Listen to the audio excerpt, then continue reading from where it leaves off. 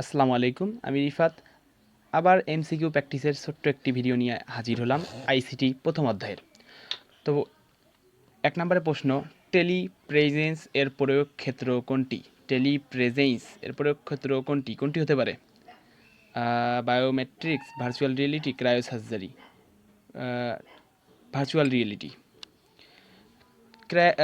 ক্রায়োজেনেটিক agent হচ্ছে তরল nitrogen, তরল হাইড্রোজেন, তরল অক্সিজেন। এখানে উত্তর হবে তরল নাইট্রোজেন আর তরল অক্সিজেন, খ নাম্বার। কোন তাপমাত্রায় কোষে অক্সিজেন সরবরাহ বন্ধ হয়ে যায়? -41 ডিগ্রি সেলসিয়াস থেকে -196 ডিগ্রি সেলসিয়াস পর্যন্ত। বৈশিষ্ট্য অনুযায়ী জীবকে শনাক্তকরণের প্রযুক্তি কোনটি? বায়োমেট্রিক্স, যেমন আঙ্গুলের ছাপ, চোখের রেটিনা, এই রকমের দিয়ে।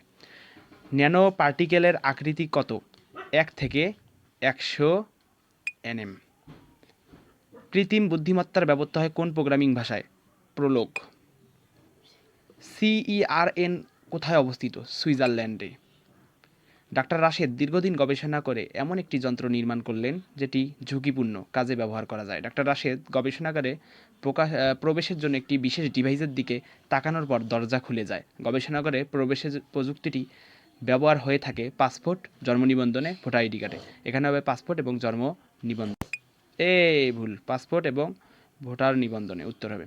কোনটি মলিকুলার মেডিসিন তৈরির প্রযুক্তি?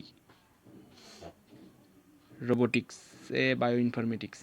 ডাক্তার রাশেদ দীর্ঘদিন গবেষণা করে এমন একটি যন্ত্র নির্মাণ করলেন যেটি ঝুঁকিপূর্ণ কাজে ব্যবহার করা যায়। ডাক্তার রাশেদ গবেষণাগারে প্রবেশের জন্য একটি বিশেষ ডিভাইসের দিকে তাকানোর পর দরজা খুলে যায়। গবেষণা ব্যবহৃত প্রযুক্তিটি কি? এটা হবে আমাদের বা রোবোটিক্স। বায়োইনফরমেটিক্স ব্যবহৃত হয় ডিএনএ ম্যাপিং এবং জিন ফাইন্ডিং। এখানে উত্তর হবে ক নাম্বার।